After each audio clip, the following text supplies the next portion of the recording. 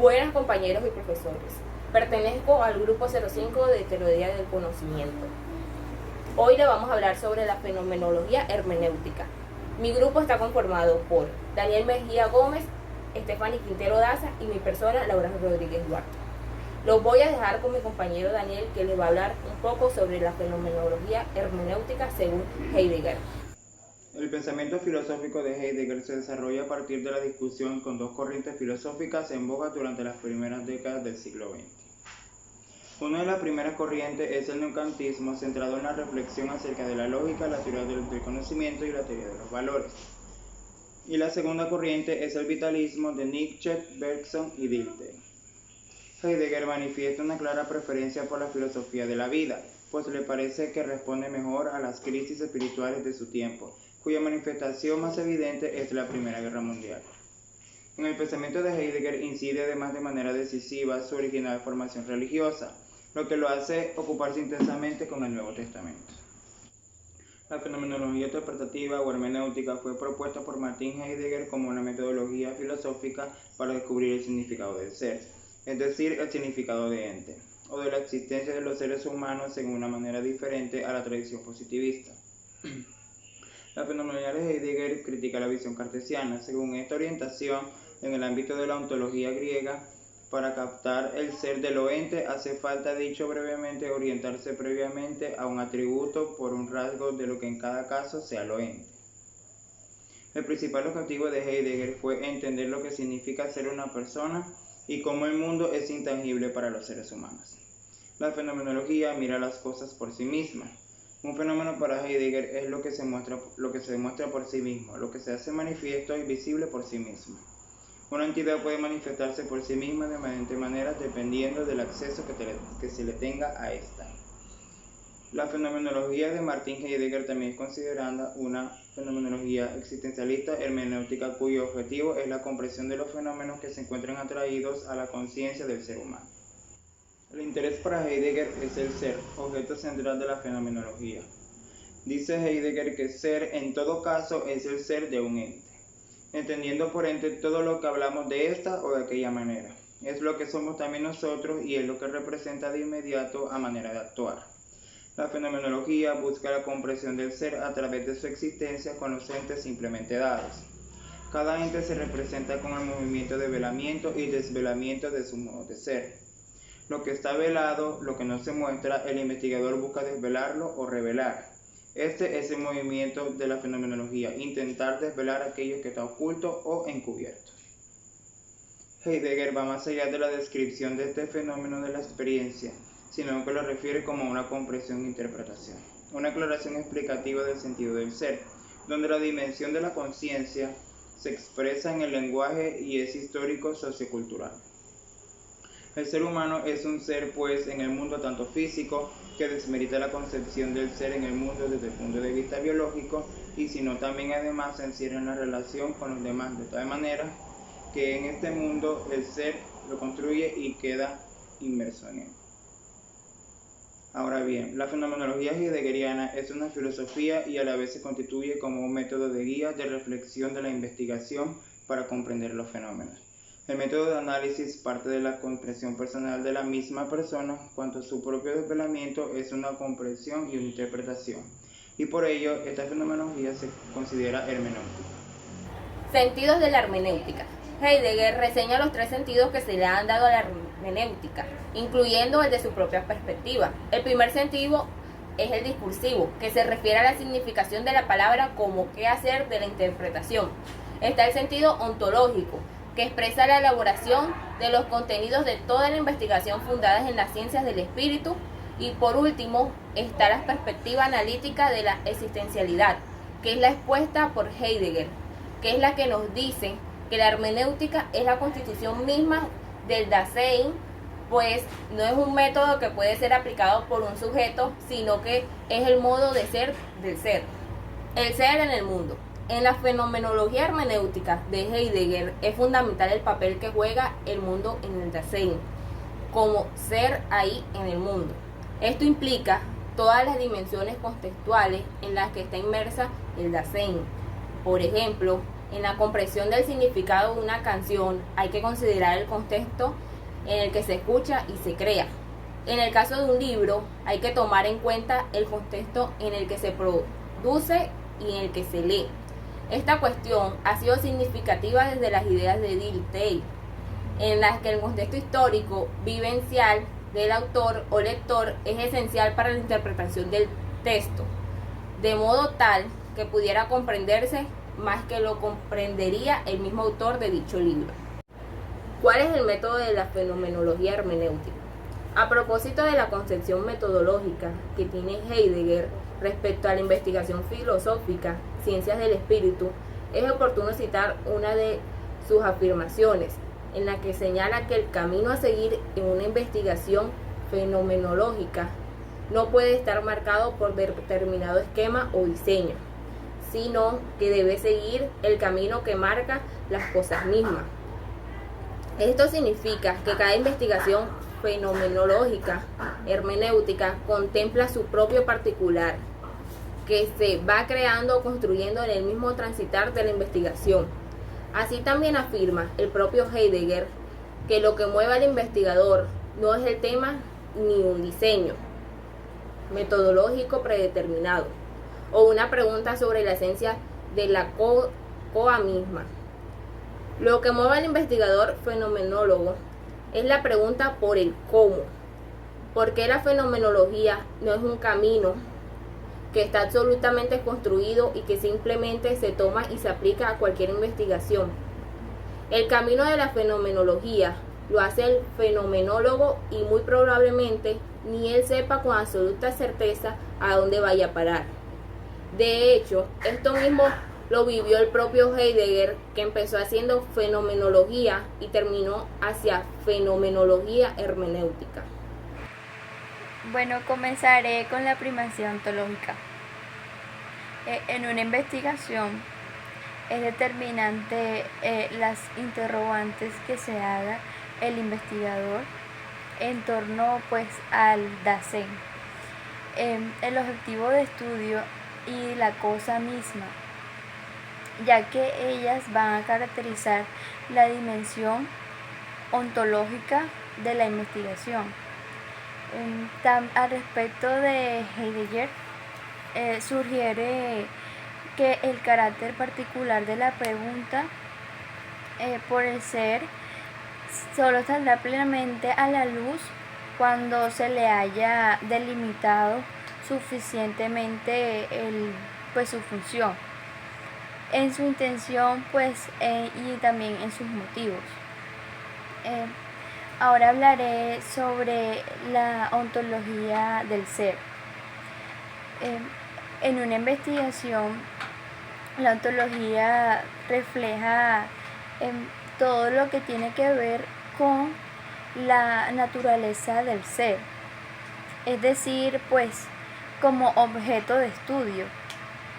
Por ello, Heidegger afirma que el ser es siempre el ser de mente de todo ente según sus diferentes sectores, que son las regiones, como las dimensiones son esenciales del ser. Por ejemplo, la dimensión histórica, lingüística, entre otras.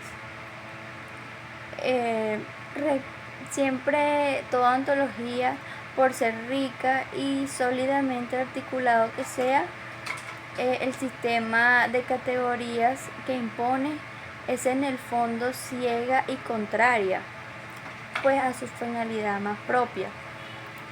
Si no ha aclarado primero suficientemente el sentido del ser y no ha comprendido realmente esa aclaración como su tarea fundamental.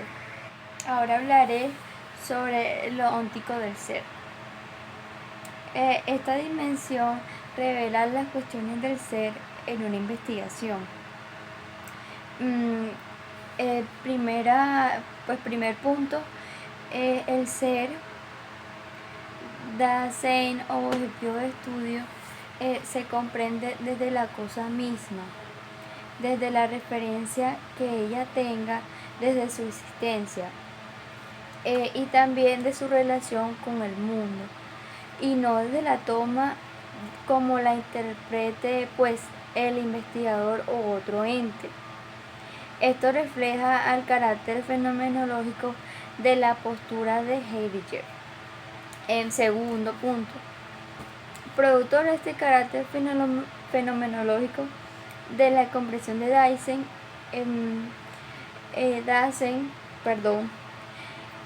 se deriva la segunda cuestión referida a la existencia, ya que el Dasein se comprende a sí mismo desde su propia existencia, es decir, que desde su propia experiencia de vida. Si llevamos esto a la práctica metodológica de una investigación fenomenológica, herméutica significa pues aplicar instrumentos para abordar el ser, que es el informante de clave, desde su propia experiencia y en el mismo proceso de interpretación de los resultados pues recurrentes al ser. Informante pues es el informante clave para retroalimentar, negociar, revisar en conjunto de lo que se ha interpretado sea lo que realmente se quiso expresar el ser. Ahora les voy a explicar una comparación entre la fenomenología de Husserl y de Heidegger. Bueno, el tipo de fenomenología de Husserl es fenomenología dialéctica e ilógica, mientras que la de Heidegger es fenomenología herméutica del Dasein. El enfoque filosófico de Husserl es epistemológico, es decir, de la naturaleza del conocimiento. Hace énfasis al regreso a la intuición reflexiva para exprimir y clarificar la experiencia tal como se vive, se constituye en la conciencia. El enfoque filosófico de Heidegger es existencial, ontológico, de la naturaleza de la existencia. Dice que el ser en el mundo sociohistórico, donde la dimensión fundamental de toda conciencia humana es histórica y sociocultural. La principal característica de Husserl es la conciencia intencional.